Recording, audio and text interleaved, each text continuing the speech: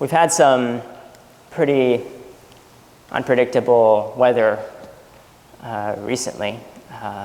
Just a week ago, I remember during the weekend we had some really hot weather. It was almost 30 degrees Celsius, and it felt like we were well into summer. And then this week, the weather seemed to turn around, and we're getting a lot of rain now, and the temperature has dropped, the weather is a bit more dreary, and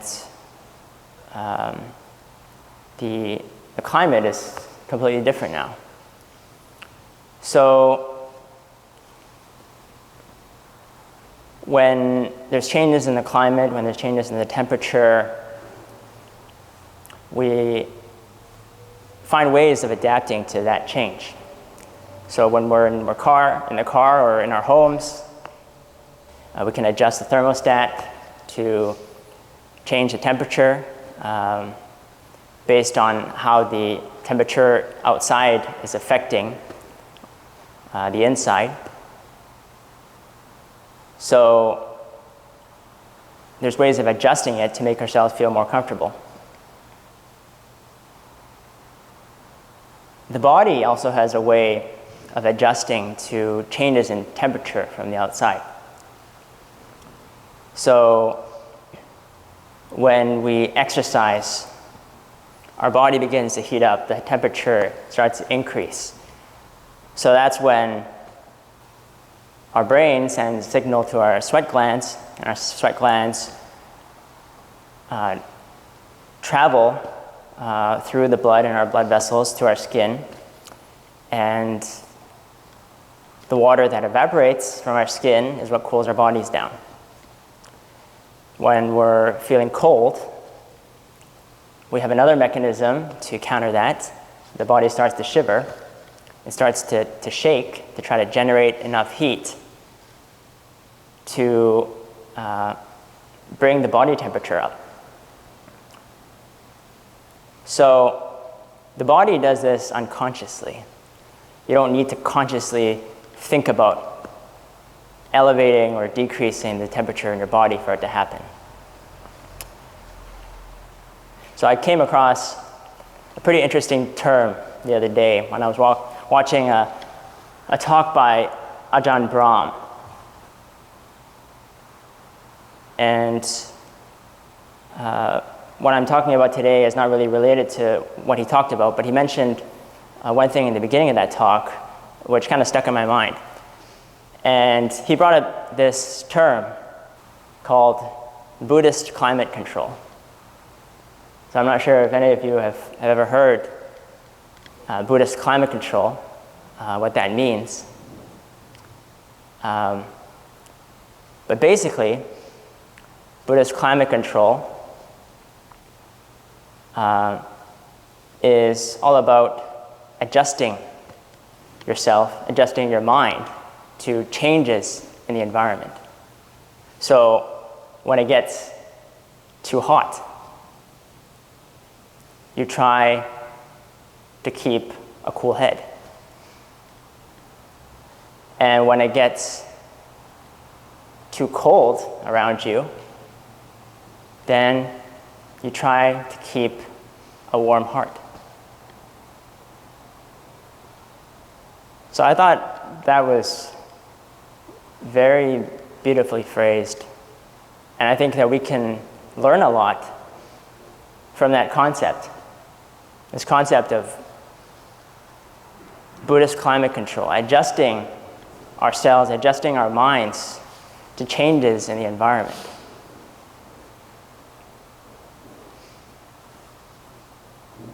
Our bodies can naturally adjust to changes in the temperature outside. It does this unconsciously. We've evolved, our physical bodies have evolved in such a way where all of this happens without us even having to think about it. But the mind is a completely different matter. If we want to adjust ourselves to changes in our environment, we have to do so through a conscious and willful effort of the mind to deal with the changes in the circumstances and events that transpire in our lives. So it's a conscious process. It's not something that's done unconsciously. And that's one of the reasons why we get ourselves into a lot of trouble, is because we let the unconscious process in our minds take over. So when we're being affected and influenced by things happening in the outside world, by the people that we're seeing, the people we're talking to, the positive and negative events that happen in our lives, we're being led away by it. Our minds are being pulled away by these objects in the environment. And it doesn't know how to find a way of adjusting it, because you're just following your old habits and the way you've been conditioned in the past. So if you want to maintain that inner balance and sense of groundedness, not being affected by things happening around you, by the changes in the environment, then you have to learn how to adjust your mind to changes in your lives. Because all of us are going to experience both positive and negative events in our lives. And the problem becomes not what it is that you're experiencing, but how it is that you're experiencing it.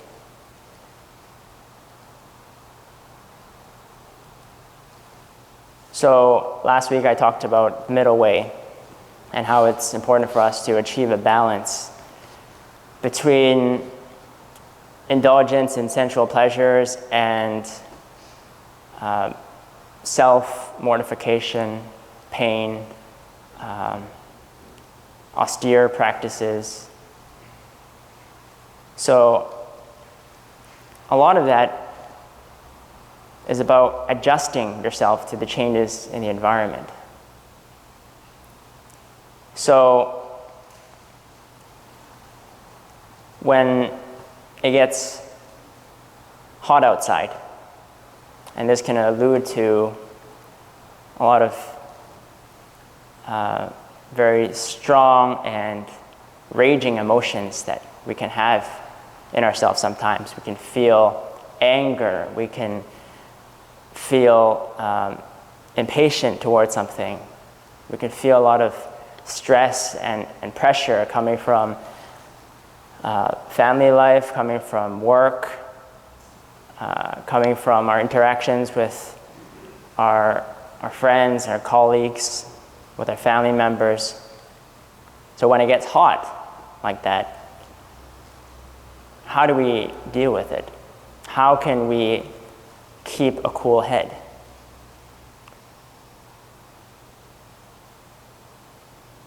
One of the reasons why we get led away by our anger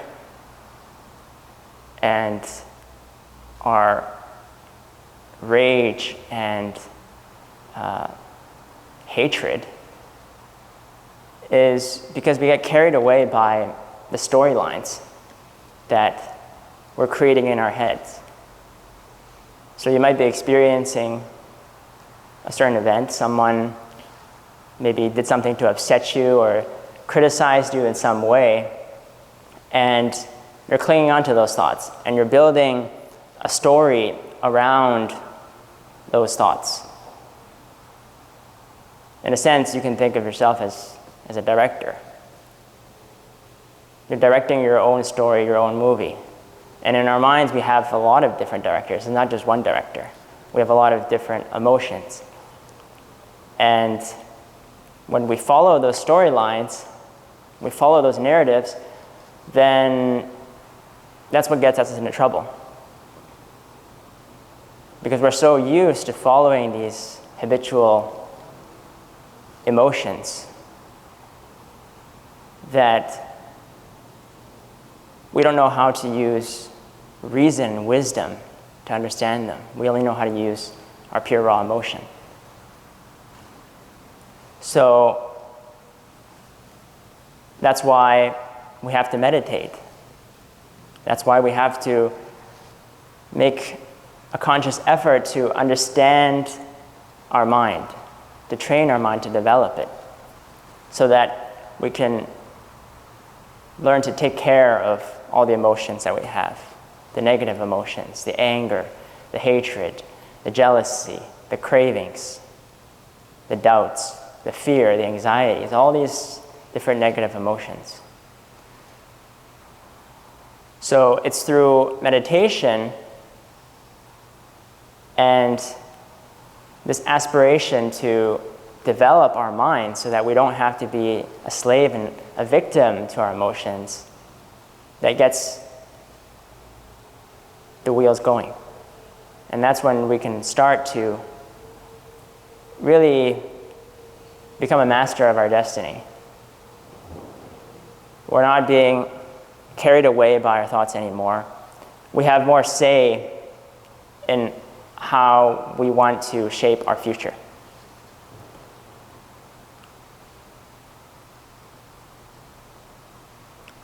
A lot of times when you experience negative emotions like anger, hatred, jealousy, you're so caught up in the story that it becomes very difficult to get out of it. You're a director that's so involved in making that movie that it's hard to get out and direct a movie that can lead you to experience more well-being and happiness in our lives. Because the truth is, we direct a lot of trashy movies in our mind. We create a lot of very negative storylines and thoughts that lead us to feel unhappy, lead us to feel depressed, lead us to experience discomfort and dis-ease in our lives. So we use meditation as a way to step out of that storyline. So when we're in that story, we think we're getting something out of it. We think that it's helping us in some way. The fact that we're always thinking about how that person has wronged us or upset us, that is causing us to feel good about ourselves. Because if you continually think about something and place your attention on it, you place value on it. So you think you're getting something out of it. But it's that wrong perception and it's that wrong view that gets us into a lot of trouble. We're putting our value on the wrong things. And so meditation offers an alternative. So instead of getting attached to the pleasures of the five senses or getting attached to austere practices, self-mortification, which the Buddha had to painfully endure in his first 6 years after going into the ordained life.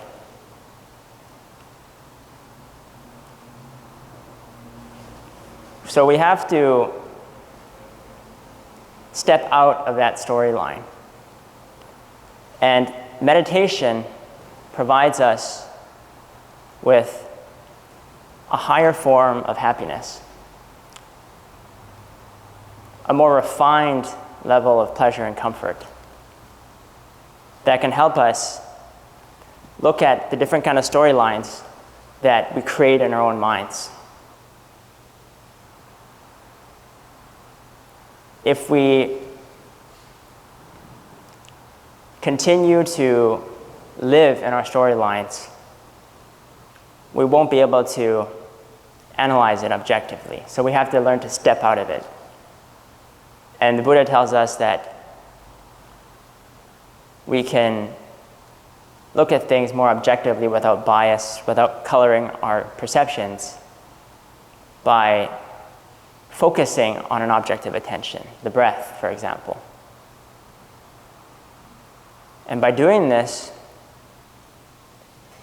we're feeding off of something else that gives us a sense of satisfaction and pleasure. So we're not feeding off of the pleasures of the five senses anymore. So when you've cut off that source of food, then you're not reliant on it anymore. And when you're not reliant on it anymore, you get your sense of fullness and satisfaction from something else, like meditation. Then you can begin to sever the strong bond, the strong attachments that you have to those central pleasures. You can look at it more objectively because you're not relying on it anymore. So when we develop our meditation, we're separating ourselves from our attachments to these things. We're learning to be aware of the storylines that we create in our minds, and we're empowering ourselves to create new storylines that are conducive to happiness and well-being.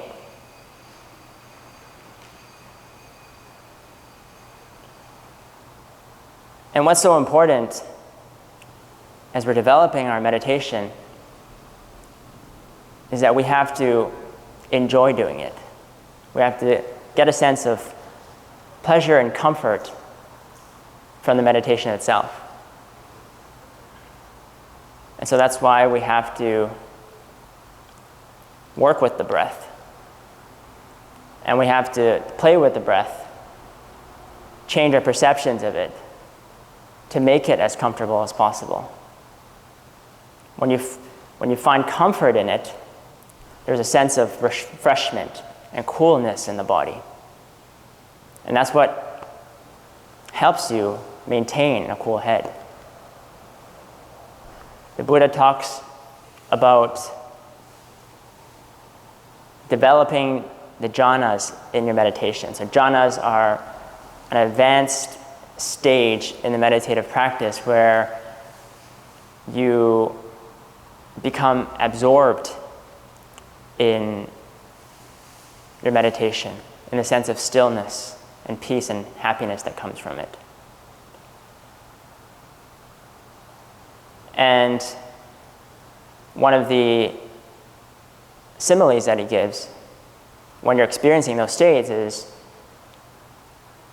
it feels like there's a spring within you. Within a cool lake, there's a spring that sprouts cool water and pervades the entire lake, alluding to the entire body.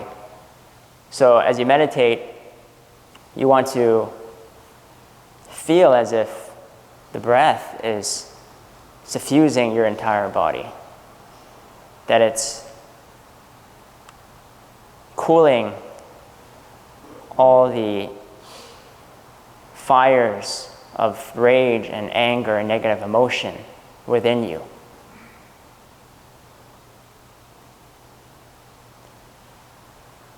So this gives rise to a sense of rapture and comfort. One of the common examples given is you are traveling in a desert and you've been without water for days. And the feeling that you get from developing your meditation, developing the jhanas, is like seeing in the distance an oasis. And that gives rise to a sense of rapture. because you finally found water to satiate your thirst. And the drinking of that water as you get to the pond and the oasis, that's what gives rise to a sense of happiness and comfort. So we have to learn to develop that rapture and comfort. And when we can develop it in our meditation, it gives rise to a sense of coolness, a refreshing feeling. And when we feel satisfaction and happiness from it, then we can begin to look at things more objectively, because we're getting our source of food from something that's more wholesome. We're not getting our food from senses, from the 5 sense pleasures anymore. We're not looking for food in being praised by other people, by gaining and acquiring wealth, by acquiring fame, and obtaining objects that we desire. Because that's a very crude level of happiness and pleasure. And it's a type of pleasure that comes with a lot of baggage attached to it. It might lead to some short-term satisfaction and fulfillment, but there's a lot of suffering that's also tied onto it. When you can't control your emotions, when you can't control your urges and cravings, you can get yourself in a lot of trouble. You can kill, you can steal, you can commit sexual misconduct, you can do a lot of things that harm yourself and the people around you. So we have to look for a food that's more reliable. Not food from sense pleasures, but rather food that comes from dwelling in the present moment, in the stillness and serenity of the present moment. And that comes from developing our meditation. So that's how we can keep a cool head when we experience the heat of our negative emotions. Now what about the other side, when it gets really cold outside? How can we keep a warm heart? By saying cold, I'm alluding to the suffering that you experience in your life, the disappointment, the discouragement, the depression, having to deal with fear, having to deal with death. Those are all very cold things that all of us will have to experience in our lives. So how can we adjust ourselves, adjust our minds to those changes? Say for suffering, when we experience suffering, how can we get through it? How can we not get overcome by the suffering? Well, that's when you have to keep in mind that in times like that, you have to really work hard to keep a warm heart. You have to show yourself compassion. Because if you really want to show compassion to the people around you and to the world, it starts with showing some compassion to yourself. Showing some compassion for the sufferings and the hardships that you're dealing with. The obstacles, the setbacks, the difficulties and challenges that you're experiencing.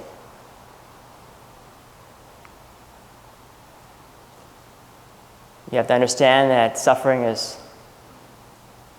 part of humanity. Everyone experiences it. And we should learn not to run away from our sufferings.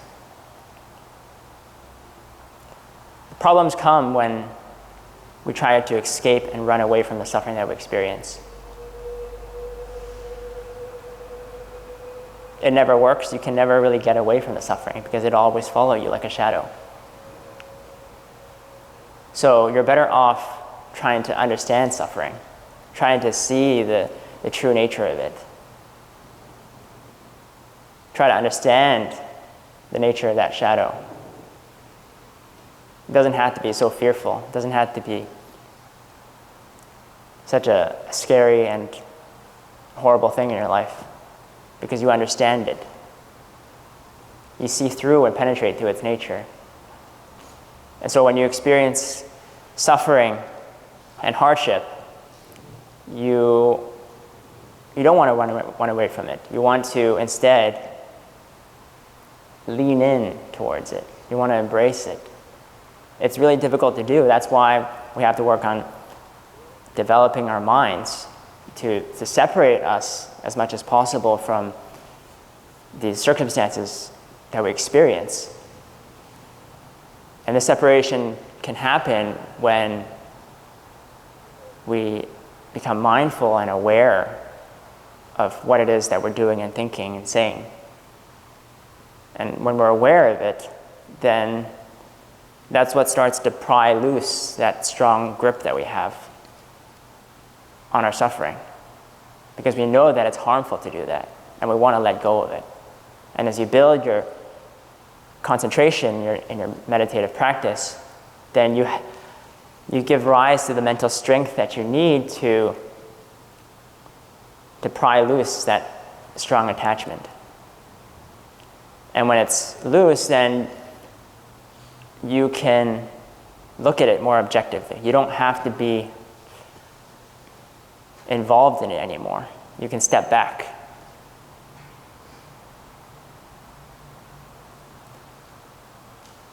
And as part of the meditative practice, there's also different themes that we can focus on. It's not just meditation on the breath. That's just one object of attention.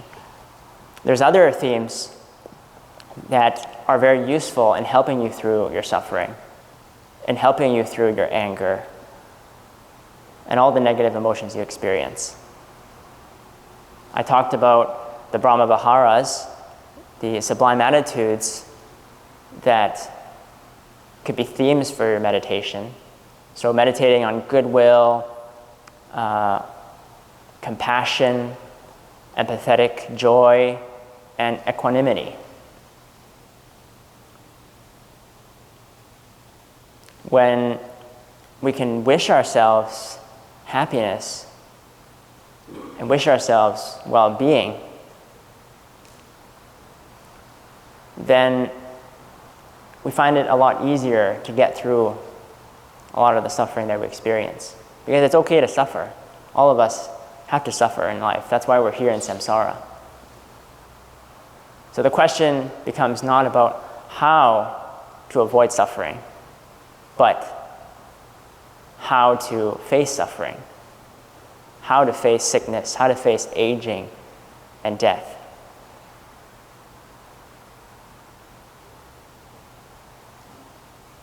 I read a book recently.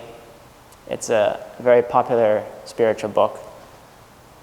It's called Tuesdays with Mori. Have any of you read that book? You read that? Okay. Yeah. I thought it was an excellent book, and it's a true story about a professor, Mori Schwartz, and it's a tale about how he had to battle ALS. So it's a neurodegenerative disorder when basically your body starts breaking down. And Mori Schwartz is really a modern day embodiment of someone who is able to maintain a warm heart despite all the suffering that he experienced in his life. He knew the importance of showing love to himself, showing love and care for his family members, for his community. being a source of inspiration for all the other people suffering from similar illnesses. And in the book, he said, it's only through learning how to die that you learn how to live. Because all of us, we take a lot of things for granted in our lives. We get hung up on our own egotistical desires, on materialistic pursuits, that we forget about the more important things in our lives. Like, what are we doing in our lives to create more compassion, to create more love in our family, in our circle of friends, in our community? How are we giving back to the community? Are we achieving peace of mind through what we're doing? Those are all very essential questions that we should ask ourselves. And those are the questions that Mori Schwartz started asking himself when he had to face his suffering, when he had to face his illness. It's maintaining that warm heart, not trying to run away from his suffering, not trying to find ways of overcoming his illness, but instead giving into it. Giving into it in a way that doesn't passively just accept whatever's happening to him, but using it as inspiration, using it as a source for personal growth.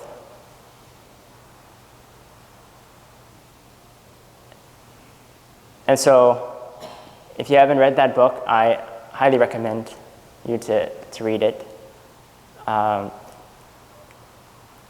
Mori, he was open to a lot of different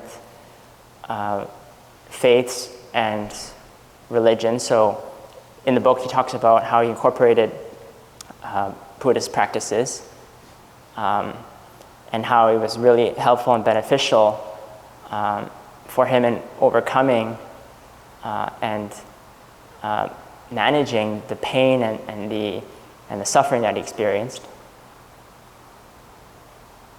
How it was so important to get a sense of peace and serenity from learning how to be in the present moment, not trying to fight anything, not trying to fight the pain, but leaning into the pain. And by leaning in,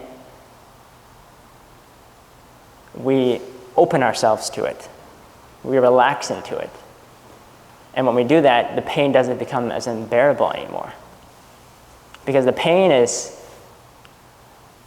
just something that happens in the body. It doesn't have to happen in the mind. The pain that happens in the mind is what we consciously do to make our lives miserable. We can't escape aging, sickness, and death, and so we won't be able to escape pain of the body. It's an unfortunate reality. But the silver lining in that is that we don't have to suffer from it. We don't have to let our minds be overcome with the suffering. That we have control over how we shape our own experience.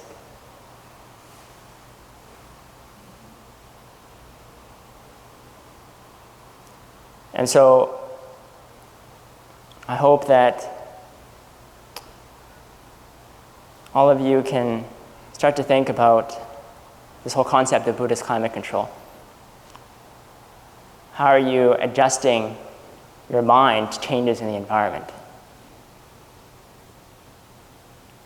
How are you adjusting your mind and keeping a cool head when it gets really hot around you. And when it gets cold and depressing, when you are faced with a lot of suffering,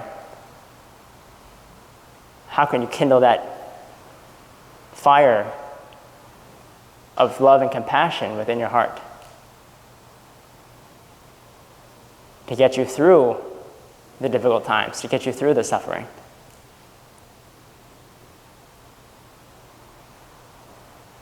And when you're able to adjust yourselves to these changes in the circumstances of your life, then that's when you really begin to experience life. That's when you really begin to live a life with meaning